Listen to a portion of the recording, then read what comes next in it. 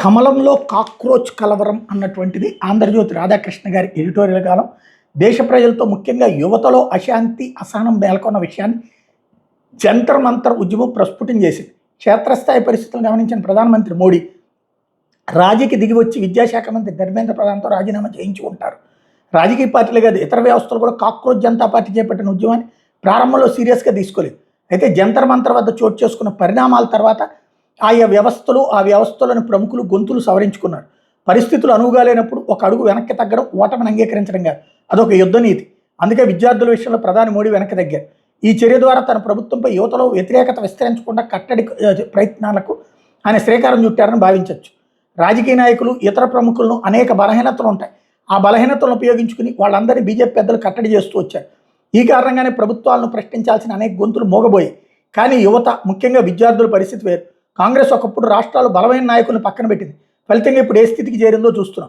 BJP కూడా అదే బాటలో పయనిస్తోందన్న అభిప్రాయం ఆ పార్టీ నాయకుల్లో లేకపోలేదు. అయితే మోడీశాల వద్ద ఆ మాట చెప్పుకోలేని స్థితి. భోగాపురం ఎయిర్పోర్ట్ ప్రారంభోత్సవం సందర్భంగా ఆంధ్రప్రదేశ్ ముఖ్యమంత్రి చంద్రబాబు, ముఖ్యమంత్రి పవన్ కళ్యాణ్ నుంచి మోడీకి అనూహ్య మద్దతు లభించింది. వాళ్ళు ఇరువురు మోతాదుకు మించి ప్రధాని పొగిడారన్న అభిప్రాయం కూడా ఉంది. రాజకీయాల్లో వాళ్ళు ఉన్న పరిస్థితులు రేపు కొనసాగుతాయని చెప్పలేము. ప్రభుత్వానికి ప్రతికూలంగా మారిన పరిస్థితులు ప్రధాని మోడీ తనకు అనుకూలంగా మార్చుకోవడానికి కావాల్సినంత వ్యవధి ఉంది. ఇక్కడ ఒక వార్నింగ్ ఇస్తున్నారన్నమాట, మీరు జాగ్రత్త, మిమ్మల్ని అసలు కాపాడింది చంద్రబాబు, పవన్ కళ్యాణ్ అని. పాపం అమాయకత్వం అదే. కాక్రోచ్ జనతా పార్టీ విజృంభణ ప్రతిపక్ష స్థానంలో ఉన్నటువంటి కాంగ్రెస్ పార్టీకి మైనస్ అవుతుంది కానీ అధికార పక్షానికి కాదు. రెండవది, దేశవ్యాప్తంగా ఎక్కడున్నాయి ఆ ఉద్యమాలు?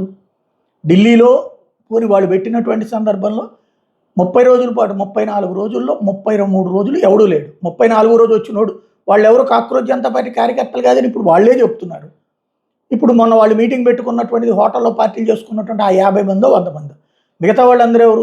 సమాజ్వాదీ పార్టీ వాళ్ళు, ఆమ్ ఆద్మీ పార్టీ వాళ్ళు, తర్వాత కాంగ్రెస్ పార్టీ వాళ్ళు, కమ్యూనిస్ట్ పార్టీకి సంబంధించిన కార్యకర్తలు. వాళ్ళందరూ కలిసి అక్కడ అందులోనే 2900 మంది క్రిమినల్స్ ఉన్నారని కూడా ఆధారాలతో సహా బయటపడింది. అది పెద్ద ఉద్యమం అన్నటువంటి దాన్ని బిల్డప్ ఇవ్వడం అన్నటువంటిది బీజేపీ మీద ఉండే కడుపు మంట రాధాకృష్ణకి ఎట్లుంటుంది. ఆయన కమ్యూనిస్ట్ ఐడియాలజిస్ట్ కాబట్టి బీజేపీ నాశనం అవ్వాలని కోరుకుంటాడు. ప్రస్తుతం చంద్రబాబు గారికి బీజేపీతో అవసరం ఉంది కాబట్టి బీజేపీని ఎక్కువ తిట్టట్లా. ఇప్పటికి కూడా బీజేపీని ఎప్పుడు దొరికితే అప్పుడు వెన్నుపోటు పొడుస్తూనే ఉంటాడు ఆయన.